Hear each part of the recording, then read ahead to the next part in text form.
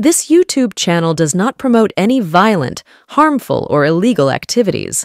All content provided by this channel is meant for an educational purpose only.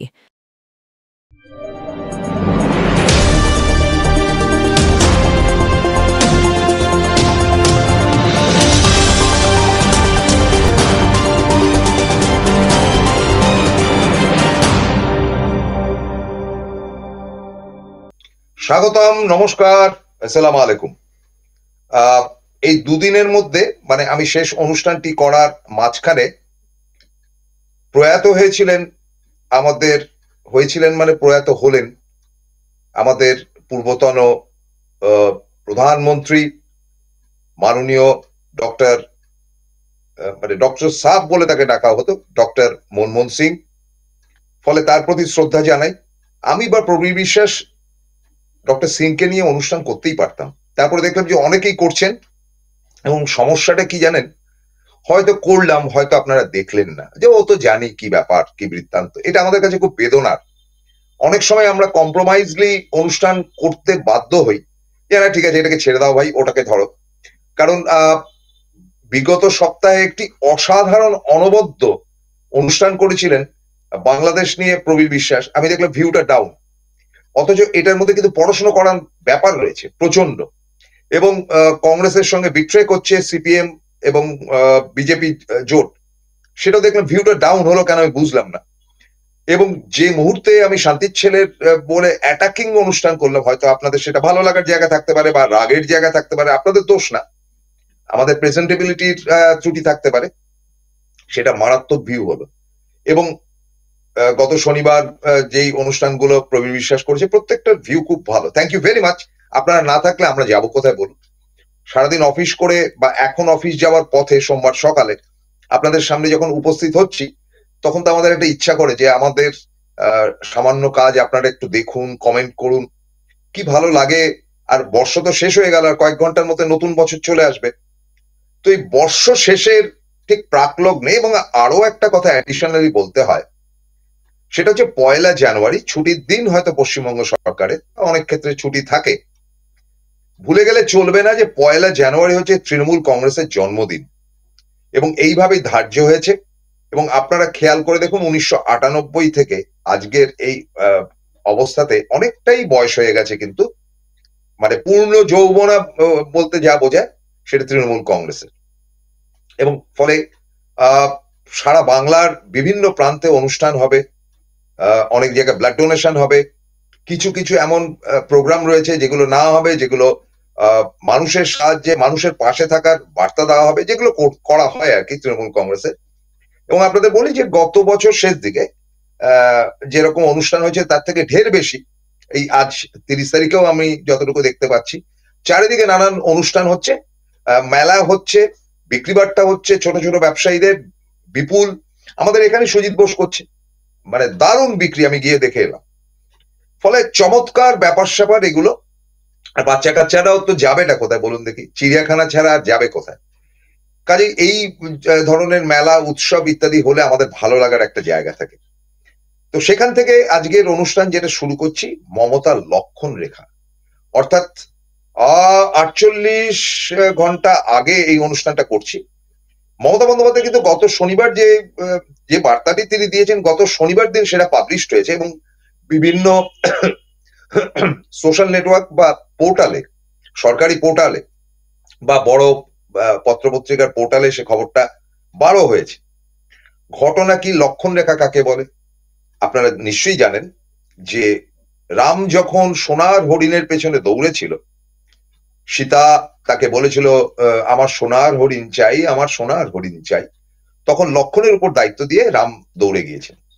তখন লক্ষণ যখন সীতাকে পাহারা দিচ্ছিলেন, তখন সীতা বললেন যে লক্ষণ তুমি যাও তোমার দাদাকে খুঁজে আনো। বলে বৌদি তোমাকে ছেড়ে যাবো কি করে? বলে আমার চিন্তা করতে হবে না। তখন লক্ষণ বাধ্য হয়ে তার একটা মন্ত্রপুত তীর দিয়ে সেখানে গোল, ওই কুটির যেখানে থাকতেন সেই কুটিরের চারিদিকে একটা গোল চিহ্ন দিয়ে দিলেন। বললেন যে বৌঠান আর যাই করো আর তাই করো, এই রেখার বাইরে যাবে না। বলে হ্যাঁ হ্যাঁ ঠিক আছে।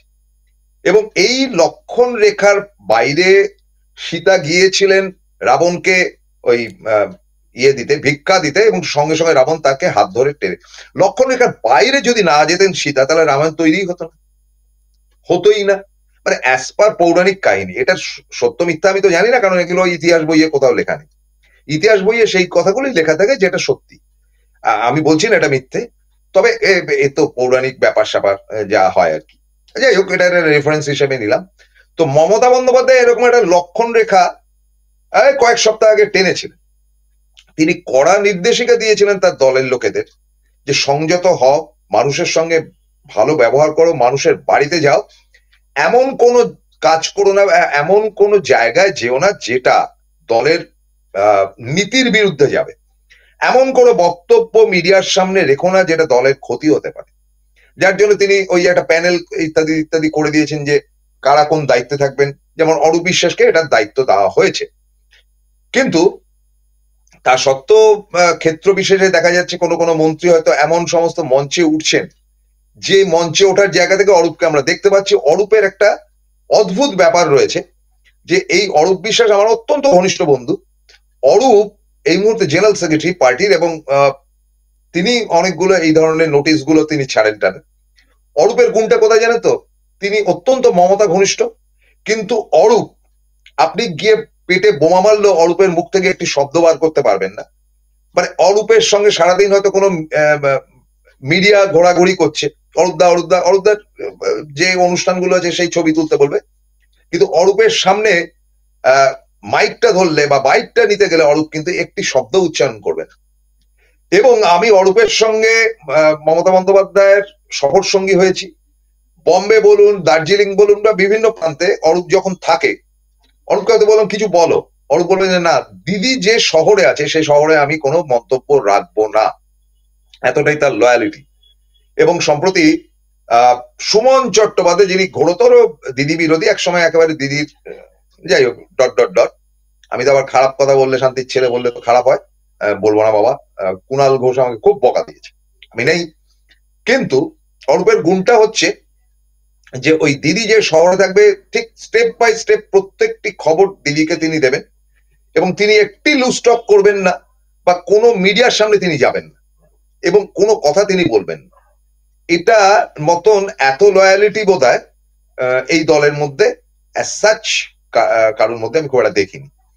এবং তিনি তখনই প্রেস মিট করতে যাবেন যখন মমতা বন্দ্যোপাধ্যায় তাকে নির্দেশ দেবেন, নতুবা তিনি সচরাচর যাবেন না। তার সেই ক্ষমতা আছে, তিনি হয়তো কুণাল ঘোষকে অনুরোধ করলেন যে কুণালদা তুমি এটা দেখো, বা কুণাল তুই এটা করে দে, বা হয়তো চন্দ্রিমাদিকে বলেন চন্দ্রিমাদি আজকে তুমি প্রেস মিটটা করে দাও, সেই ডিরেকশনটা দেওয়ার ক্ষমতা তার আছে। কিন্তু তিনি পারতপক্ষে মিডিয়ার সম্মুখীন হন না। মানে এটা যে কি করে এই লোভনীয় ব্যাপারটা তিনি সম্বোধন করেন আমার জানা নেই, বাট ইট ইজ এক্সেলেন্ট যে অরূপ কিন্তু very loyal to Mamata Banerjee. এইবারে বলি যে এই যে অরূপের বিষয়টি, এটা গ্রহণ করার জায়গার জন্য, মানে অরূপের লয়ালিটির জন্য কিন্তু অরূপ ধাপে ধাপে ধাপে ধাপে এমন একটা জায়গা গেছে, এবং আমি বলছি যে বিভিন্ন জায়গা থেকে আমন্ত্রণ আসে অরূপের, তিনি খুব বুঝে সুঝে ওজন দেখে সেখানে উপস্থিত হন কিংবা উপস্থিত হন না, অত্যন্ত শ্রদ্ধার সঙ্গে চেপে যান। ফলে বিভিন্ন মঞ্চে কোনো একটা ব্যবসায়ী মহল বা কোনো একটা গোষ্ঠী মহল বা কোনো একটা ধর্মীয় অনুষ্ঠান, যাই হোক না কেন, সেখানে অরূপ উঠে দু চারটে কথা বলবে, এমন বান্দা কিন্তু অরূপ না। কারণ দিদি কোন ব্যাপারগুলোতে খুশি হন, বা কোন ব্যাপারগুলো তাদের প্যারামিটারের মধ্যে রয়েছে, বা কোন ব্যাপারে তিনি চটে যেতে পারেন, এটা অরূপের মুখস্থ রয়েছে। দ্যাট ইজ ওয়াই আমি মনে করি যে মমতা বন্দ্যোপাধ্যায়ের লয়ালিটির জায়গায় মন্ত্রী হিসাবে, নইলে কুণাল ঘোষের কথা বলতাম, মন্ত্রী হিসাবে অরূপের কোনো তুলনা নেই।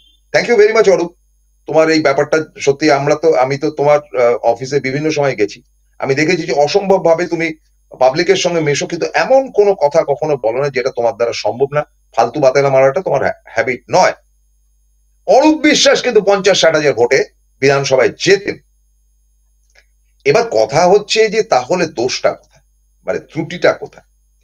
ত্রুটিটা হচ্ছে ফট করে একটা মিডিয়ার সামনে এমন কিছু কথা বলে ফেললাম, যে কথাটা সামাল দিতে মমতা বন্দ্যোপাধ্যায়ের দম বেরিয়ে গেল। এই ইদানিং দেখবেন টিভিতে সারাদিন ধরে বাংলাদেশ অথবা রোহিঙ্গারা প্রবেশ করেছে ইত্যাদি নিয়ে নাটকবাজি হচ্ছে। কি হচ্ছে? যে বাংলাদেশ থেকে হুড় হুড় করে সব রোহিঙ্গারা এখানে ঢুকছে। 4-5 জন সন্দেহভাজন লোককে ধরা হয়েছে। ফরচুনেটলি তারা মুসলিমস। এমন ভাবে খবর করা হয়েছে যে মুসলমান রোহিঙ্গা সন্ত্রাসবাদীরা আমাদের রাজ্যে ঢুকছে এবং সাপোর্টেড বাই মমতা ব্যানার্জি। এই টিভি চ্যানেলগুলো দেখাচ্ছে। এটার বিরুদ্ধে অবশ্যই আইনানুগ ব্যবস্থা নেওয়া উচিত বলে আমি মনে করি। এখানে কথাটা হচ্ছে যে আপনাদের কাছে কি সোর্স রয়েছে। শুধু সোর্স বলে ছেড়ে দিলে তো হবে না। আপনারা একটা রাজ্যকে অতিষ্ঠ করে ছেড়ে দিয়েছিলেন এতদিন ধরে, চাকরি পাচ্ছে না তাদের একটা ব্যাপার। তারপর সেটা তো কোর্ট থেকে যখন বলা হলো যে না ঠিক আছে সলিউশন হবে, কারুর চাকরি যাবে না এই মুহূর্তে অন্তত, আপনারা সরে গেলেন। আরজিকর কাণ্ডটা নিয়ে ধানাই পানাই প্যান প্যানানি করতে করতে করতে করতে পচিয়ে পচা গন্ধ দুর্গন্ধ করে দিলেন। তাতে করে 6টা সিটই পেয়ে গেল তৃণমূল কংগ্রেস এবং মমতা বন্দ্যোপাধ্যায়। ভোট পার্সেন্টেজ 62% থেকে 66% হয়ে গেল কোনো কোনো জায়গায়। তো এটাতেও যখন কাজ হলো না, ফের মৌকা পাওয়া গেল যে বাংলাদেশকে চটকে পেটকে টেনে এই কিছু লোক প্রবেশ করেছে, তারা যে কারা সেটা তো দেখার দায়িত্ব। এবং তারা কিন্তু অ্যারেস্ট হয়েছে পশ্চিমবঙ্গ পুলিশের হাতে। এবং তারা যে প্রবেশ করেছে, যদি প্রবেশ করে থাকে তাহলে তার সম্পূর্ণ দোষ ওই শনিবার দিন যেটা বলেছিলেন যে এই মন্ত্রিসভা বা অমিত শাহকে যেটা পরিবেশ বলেছিলেন, অ্যাবসলিউটলি তার দায়িত্ব অমিত শাহ। অমিত শাহ যে বিএসএফ তারা যদি দায়িত্ব জ্ঞানহীন হন এবং ফাঁকতাল দিয়ে লোক ঢোকে, শুধুমাত্র পশ্চিমবঙ্গে না, অলরেডি ইটস অ্যানাউন্সড যে এই কাণ্ডটি কিন্তু 14টি রাজ্যে হচ্ছে। অ্যানাউন্সড, এত বড় কথা বলছি, বলা হয়ে গেছে যে 14টি রাজ্যে কিন্তু এরকম ধরনের বিভিন্ন লোক ঘোরাঘুরি করছে। তো দায় কার? আপনার গোয়েন্দা দপ্তরের অমিত শাহ এবং আপনার বিএসএফ এর প্রবেশ করছে কি করে, আপনার গোয়েন্দা দপ্তর, এবং সব থেকে বড় কথা হচ্ছে অজিত ডোভাল তাহলে কি করছেন। কাজে কাজে এই ব্যাপারগুলোতে তৃণমূল কংগ্রেসের কেউ যদি দুমদার একটা মুখ খুলে ফেলে, এটা তৃণমূলের কাজ নয়, বক্তব্য নয়। এবং এটাতে করে আমাদের রাজ্যে শান্তিপ্রিয় হিন্দু মুসলিম যারা রয়েছেন, মুসলমান ভাইরা, তাদের অভিমান হতে পারে যে চলছেটা কি। সুতরাং যা বলার মমতা ব্যানার্জি বলবেন, দলের মুখপাত্ররা বলবেন, কুণাল ঘোষ বলবেন, এরা বলবেন। কুণাল ঘোষ তো বলছেন নিয়মিতভাবে। ফলে এই ব্যাপারে উৎপাটন কথা যদি কেউ বলেন, সেটা রাজ্যের পক্ষে, মমতা বন্দ্যোপাধ্যায়ের পক্ষে সব দিক থেকে কিন্তু ক্ষতি হচ্ছে বলেই আমি মনে করি। কাজেই তিনি যে বার্তাটি দিয়েছেন সেটা সঠিক বার্তা। দুমদাম যে কোনো জায়গায় যাওয়া চলবে না, দুমদার একটা মন্তব্য করা চলবে না। বিভিন্ন মঞ্চে বা যেখানেই যান মন্ত্রীরা অন্তত সিএমও থেকে পারমিশন নিতে হবে। ধরা যাক কেউ একটা আমন্ত্রণ জানিয়েছে, কোন একটা বিগ শট কোনো বিজনেসম্যান অমুক বাবুকে আমন্ত্রণ জানিয়েছে, তিনি চলে গেলেন। পরে দেখা গেল এমন ছবি ছক্কা বেরোলো যেটা হয়েছে যে সেটার মধ্যে একটা মানে কি বলা যায়, টাকা পয়সা জালি জোট চুরি করে একটা লোকের পাশে দাঁড়িয়ে তিনি ছবি টবি তুলে বসে আছে। পারমিশন নিতে হবে যে আমি এখানে আজকে যাব। সেটা যদি সিএমও মনে করে, মানে চিফ মিনিস্টার অফিস যদি মনে করে যে হ্যাঁ তোমার যাওয়া দরকার বা তুমি যেতেই পারো, তাহলে আপনি যাবেন, নতুবা যাবেন না। আপনারা দেখুন এই ব্যাপারে কিন্তু নরেন্দ্র মোদী ভীষণ স্ট্রিক্ট। তিনি নিজেও খুব মাপাজোগা কাজ করেন এবং তিনি তার মন্ত্রীতন্ত্রীকে মোটামুটি মেষশাবক করে রেখে দিয়েছেন, যে যাদের কোনো পার্সোনালিটি বলে জিনিসই নেই। তারা শুধু ওই লোকসভাতে ফালতু বকর, অশিক্ষিত বেশি তার মধ্যে, যাই ছেড়ে দিন। তারা কিন্তু মুখ ফুক খোলেন না, কারণ জানেন যে মুখ খুললে তাদের কপালে দুঃখ আছে। মন্ত্রীরা তো খোলেনই না, কারণ মন্ত্রী 1 মিনিটের মধ্যে তাড়িয়ে দেবে। এটা তো গুণ ডেফিনেটলি। কিন্তু আমাদের রাজ্যের তৃণমূল কংগ্রেসের বিজেপি কি বললো বা সিপিএম কি বললো, সিপিএম তো গোল্লা লাড্ডু, তারা কি বললো কে পাত্তা দেয়, তাদের কথা কে শোনে। কোনো খবরওয়ালারা যদি সেই খবর দেখে তো লোকে সুইচ করে নাচা গানা দেখতে চলে যায় যে এদের মুখ দেখবো না। আর বিজেপিও তো মানে আমাদের রাজ্য বিজেপি একেবারে মানে জালি বাটখারা মাল, মানে কতগুলো টুকরো, লোহার টুকরোর মতন। বাটখারা মানে লোহার টুকরো, ব্যক্তিত্বহীন, তাদেরকে বাটখারা বলে। খারাপ ভাবে বাট আর খাড়া এটাকে আবার এক করতে যাবেন না, সেটা খুব কুৎসিত কথা হয়ে যাবে। আমি কিন্তু তা বলিনি, আমি বাটখারা মানে বাটখারা বলেছি। বাটখারা নিয়ে পরে একদিন অনুষ্ঠান করবো। তো তারা সব বাটখারা হয়েছে। এই সমস্ত মালপত্র, এই 60-62 যে কজন রয়েছে তার মধ্যে মোরাললেস ম্যাক্সিমাম ফালতু, একেবারে কাচরা জিনিস। ও একটা পান খেকো লোক আছে কল্যাণীরা, ওই কোথাও হরিণঘাটা ওখান থেকে যেতে, সে সারাক্ষণ বলদের মতন ব্যা করে গান গাইছে, পানের রস গড়িয়ে পড়ছে, ওর ওটা ছাড়া কোনো কাজ নেই। তারপরে অগ্নিমিত্রা পাল হাউ মাউ চাউ করে চেঁচামেচি করছেন, কোন সাবজেক্টের ডিটেইলি বক্তব্য রাখতে পারেন এই অবধি, বক বক বক বক করে যাচ্ছে। তো এই দলগুলো তো প্যারামিটার কিছু নেই, কিন্তু সেটা আছে সেটা মারাত্মক। এই রোহিঙ্গা ফোহিঙ্গা করে কিন্তু ভোট টানার একটা ধান্দাবাজি করে হিন্দু মুসলমান ডিভাইড করার একটা ধান্দাবাজি চলছে, যে কারণে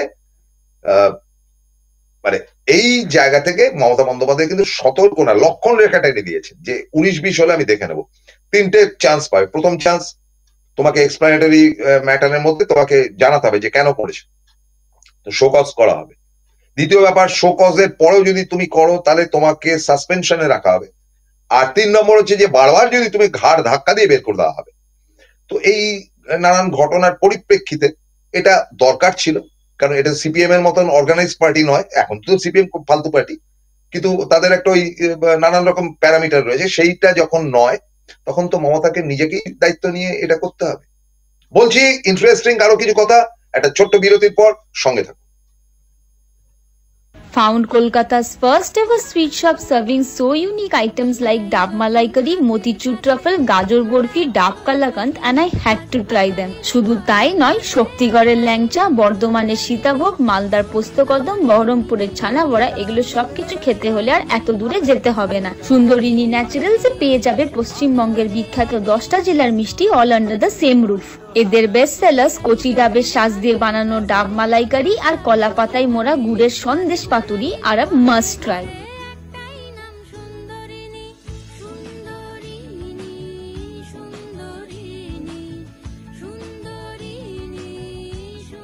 Welcome to the world of civil business.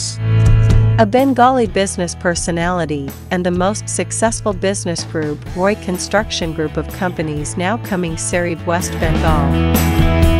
Mr. Anup Roy, the managing director of the Roy Construction Group company, ready to serve his native land, the mother Bengal.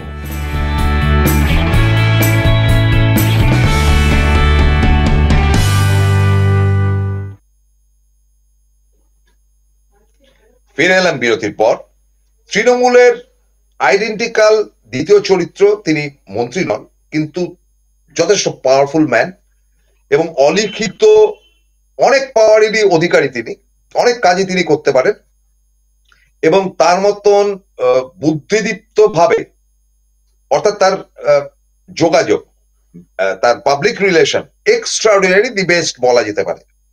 এবং তিনি নানান খবর চারিদিক থেকে আনেন এবং কোথায় যেতে হবে, কতটুকু বলতে হবে, আমি নিজে জানি, ব্যক্তিগতভাবে বলছি। তিনি মমতা বন্দ্যোপাধ্যায়ের সঙ্গে কথা বলে নেন বা অভিষেক বন্দ্যোপাধ্যায়ের সঙ্গে কথা বলে নেন। মূলত তিনি মমতা বন্দ্যোপাধ্যায়ের সঙ্গে কথা বলে নেন যে দিদি এটা হচ্ছে, ওটা হচ্ছে, এটা হচ্ছে, আচ্ছা ঠিক দেখেন। এবং প্রত্যেক দিনই প্রায়, আজকের দিনে সারাদিনে কি হলো তিনি একটা বক্তব্য রাখেন প্রেস মিডিয়া বাইটের কাছে। আমরা জানতে পারি যে অ্যাজ পার দিস আরজিকর কাণ্ডে তার ভূমিকা অসাধারণ, আনপ্যারালাল। কুণাল ঘোষ আমার অত্যন্ত প্রিয় মানুষ, আমি তাকে গুরু বলি। এবং কুণাল ঘোষের সব থেকে বড় গুণ যেটা, যে তিনি যদি মনে করেন যে ওই মঞ্চটি তার পক্ষে উপযুক্ত না, এই যে কুণাল ঘোষ প্রত্যেক দিন সংবাদ প্রতিদিন অফিসের একটা প্রান্তে, একটা দিকে, সংবাদ প্রতিদিন অফিসের একটা প্রান্তে, মানে ওইখানে আর কি, ওই অঞ্চলে, তা না তো আপনি চিনতে পারবেন না, সেখানে গেলে আপনি ঢুকতে পারবেন না প্রেস মিডিয়া ছাড়া, তার রুমে ওখানে ঢোকা যায় না। তো সেখানে তিনি বক্তব্য রাখেন এবং তিনি প্রায় প্রত্যেক দিনের খবরটি বলেন। এই কুণাল ঘোষকে আপনি আমন্ত্রণ জানাতেই পারেন, পাবলিক রিলেশন অসম্ভব ভালো। আজকে দেখছিলাম ক্রিকেট খেলছেন, তার একটা ছবি পেলাম, বোধহয় গত শনিবার দিন কোথায় ক্রিকেট টিকেট খেলেছে, তার ছবি পেয়ে গেলাম আজকে সকালবেলা। যাই হোক, কুণাল ঘোষ যদি মনে করেন যে তিনি সেখানে যাবেন না, জায়গাটি স্বাস্থ্যকর নয়, যত বড়ই তিনি কাণ্ডারি হোক না কেন, উল্টো দিকে যত বড়ই হরিদাস পাল হোক না কেন, কুণাল ঘোষ তাকে মুখের উপর স্ট্রেট বলে দেবেন আমি যাব না। এই গার্ডসটা কিন্তু অনেকের নেই, এটা সম্ভব না, আমি সব নেতার পক্ষেও বলছি। কারণ তার আঞ্চলিক ভোটের ব্যাপার আছে, ভাই তার জনপ্রিয়তার ব্যাপার আছে, ইত্যাদি ইত্যাদি। তা তিনি সাংবাদিক হন বা ব্যবসায়ী হন বা ইন্টেলেকচুয়াল হন, যাই হোক, কুণাল ঘোষ যদি মনে করেন এই জায়গাটি আমার পক্ষে স্বাস্থ্যকর নয় বা দলের পক্ষে হিতকর নয়, তাহলে তিনি স্ট্রেট মুখের উপর বলে দেবেন হ্যাঁ আপনি আমন্ত্রণ জানালেন, আমি যাব না। এই যাব নাটা স্ট্রেট মুখের উপর বলে দেওয়া, এই জিনিসটা আমার চমৎকার লাগে, অসম্ভব ভালো লাগে। ফলে কুণাল ঘোষকে নতুন করে থ্যাঙ্কস দেওয়ার কি আছে, তার অনুষ্ঠান তো আমাদের এনকে ডিজিটাল নিয়মিত চলে। তো এইটা কিন্তু কুণালের কাছ থেকে শেখার হয়েছে, তার এই মানে দিকটা, সত্যি কথাই এই দিকটার থেকে শিক্ষা নেওয়ার আছে। আমার তৃতীয় চরিত্র ভেরি ইন্টারেস্টিং, তিনি সর্বত্র যান, তার নাম হচ্ছে গিয়ে প্রফেসর সৌগত রায়। সৌগত রায়, তার কনস্টিটিউয়েন্সি দমদম, অন্তত কম করে 12 থেকে 16 লাখ ভোট রয়েছে, মানে ভোটার রয়েছে। তাকে তার দমদম এলাকাতে সৌগত রায়কে যদি কোনো জায়গায় আমন্ত্রণ জানানো হয়, যেখানেই হোক না কেন তিনি যাবেন। মানে এমন হয়েছে যে খুব সাধারণ একটি পরিবারের সামান্য একটা হয়তো বাড়িতে পুজো হচ্ছে বা একটা খাওয়া দাওয়ার অনুষ্ঠান, বা তার বাড়িতে কোনো একটি বা কোনো অঞ্চলে একটি বইমেলা বা কোনো জায়গায় হয়তো পুজোর উৎসবই হচ্ছে আর কি, সৌগত রায়কে নেমন্তন্ন করলে তিনি প্রত্যেকটি জায়গায় যান। একটা সাংসদের পক্ষে এটা সম্ভব না, সারা ভারতবর্ষে অন্য কোনো সাংসদ এটা করেন না, করা সম্ভব না। কত জায়গায় যাবে, তার আন্ডারে 5-6টা বা 7টা বিধানসভা রয়েছে, এটা বনবন করে ঘুরবে। তিনি প্রত্যেক দিন এই কাজটি করে থাকেন। এবং সম্প্রতি তার সঙ্গে আমার আড্ডা হচ্ছিল, তিনি আমার অধ্যাপক, আমার শিক্ষক, ফিজিক্সের প্রফেসর ছিলেন তিনি। তো তিনি বলেন যে আমি সব জায়গাতে যাই, কিন্তু বুঝে যাই। এবং তিনি খুব, মানে এটা অত্যন্ত গোপন কথা, সবটা বলবো না, এমন কোন কথা তিনি বলবেন না। তিনি তো নিঃসন্দেহে ওয়ান অফ দ্য বেস্ট সাংসদ এবং একটা সময় সেরা সাংসদের পুরস্কার পর্যন্ত পেয়েছেন। তিনি খুব মেপে ঝোঁকে, তিনি ওই লবিবাজির ব্যাপার যেগুলো বাজারে চলতি রয়েছে, যে অভিষেকের লোক না মমতার লোক ইত্যাদি, এইসব ব্যাপারের মধ্যে তিনি থাকেন না। তবে তিনি যদি ডিটারমাইন থাকে যে এই কথাটা আমি বলবো মিডিয়ার সামনে, তাহলে তিনি বলবেনই।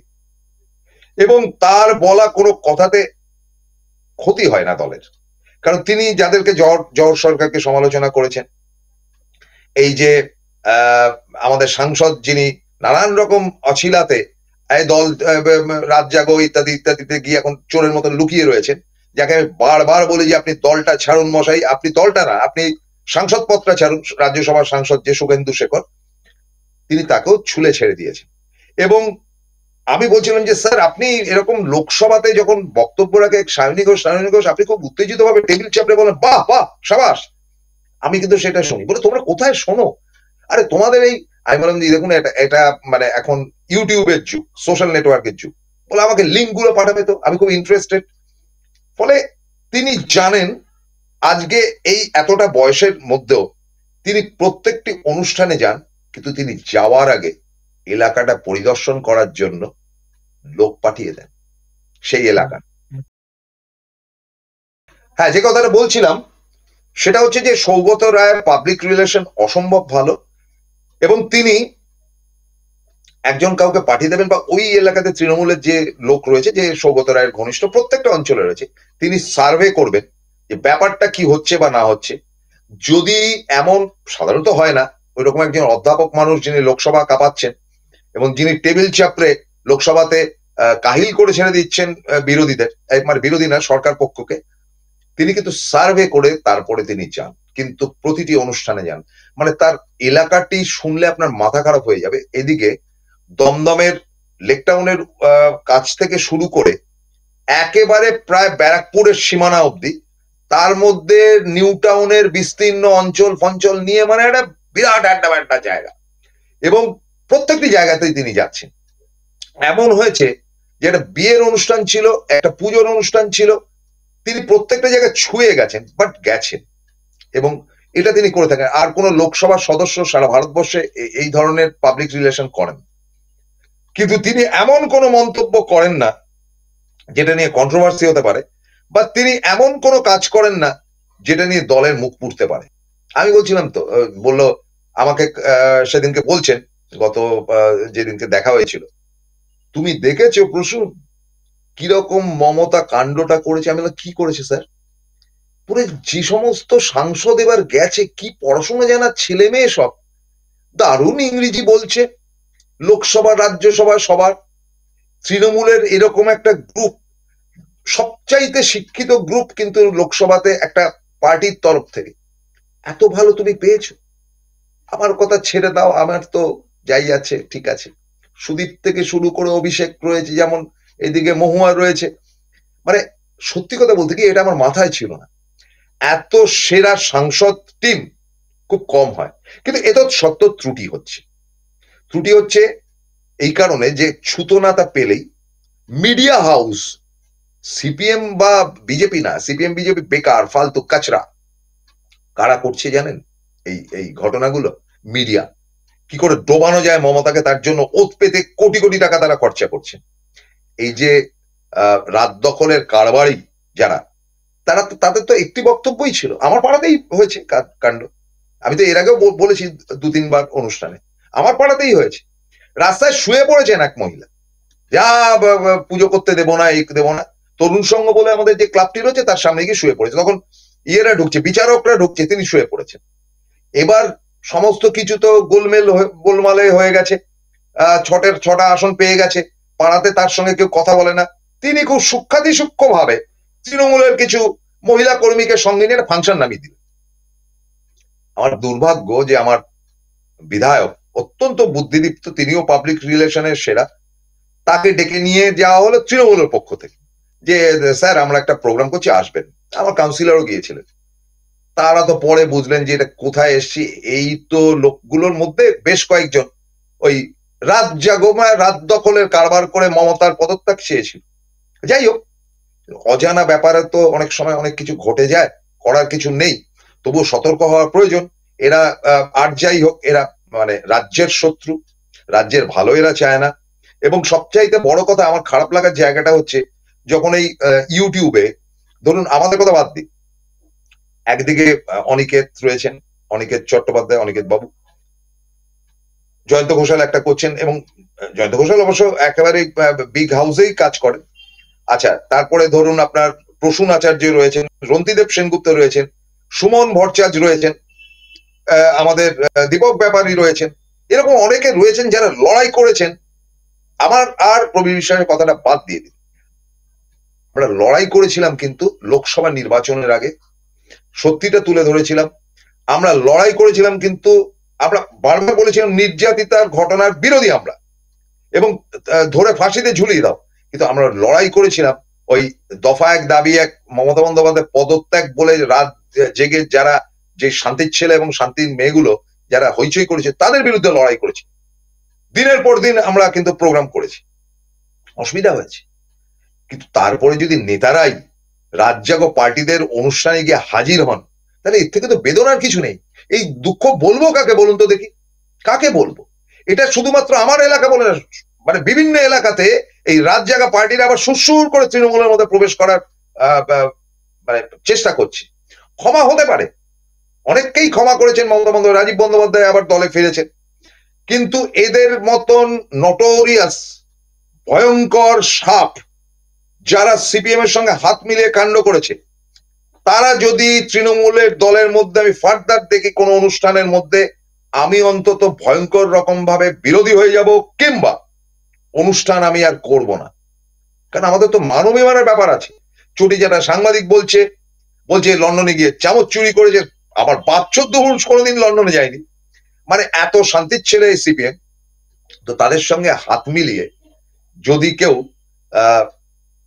আমাদের লড়াইটার বিরুদ্ধে যায়, সে যেই হোক, রাজনৈতিক নেতা হোক বা যেই হোক, আর ক্ষমা যদি হয় এই পার্টিকুলার, একদম বলছি পার্টিকুলার রাত দখলের ছেলে মেয়েদের সঙ্গে যদি তৃণমূলের কেউ যায়, তাহলে আমি অন্তত দুশ্মন হব, আমাকে মার্জনা করবেন, আমি কি করব বলুন? আমি 1 যুগ ধরে, 1 যুগ না প্রায় 1.5 যুগ ধরে মমতা বন্দ্যোপাধ্যায়ের জন্য গলা ফাটিয়েছি, এবং বাস্তবিক আমি চটি চাটা, স্বীকার করছি, প্রবীর বিশ্বাস না, আমি চটি চাটা, আমি মমতার জন্য লড়বো, সারা জীবন লড়বো।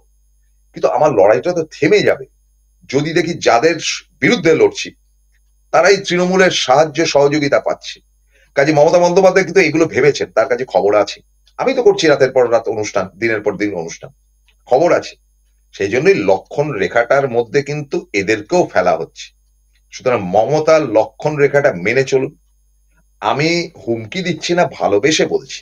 কাউকে যদি দেখি রাজ্জাগোর সঙ্গে পীড়িত করছেন, সরাসরি উচ্চ মহলে আমি জানিয়ে দেবো, সেই সোর্স, সেই ক্ষমতা আমার আছে, সেই সোর্স, সেই ক্ষমতা আমার আছে। ডাইরেক্ট কালীঘাট অব্দি আমার যাওয়ার ক্ষমতা আছে। বেগরবাই দেখলে কিন্তু রিপোর্ট করে দেবো রিটন। এটা কিন্তু আমার চেতাবনী, সেই চেতাবনী নিয়ে আপনারা থাকবেন, মার্জনা করবেন যদি অপরাধ কিছু বলে থাকি, কিন্তু লক্ষণ রেখার বাইরে কেউ আসবার চেষ্টা করবেন না, বা লক্ষণ রেখার ভেতরে কাউকে ডাকবেন না। এই অনুরোধ রেখে আজকের মতো শেষ করছি। ভালো থাকুন, নতুন বছর আসছে, অগ্রিম আপনাদের নতুন বছরের শুভেচ্ছা জানিয়ে শেষ করছি। Thank you very much.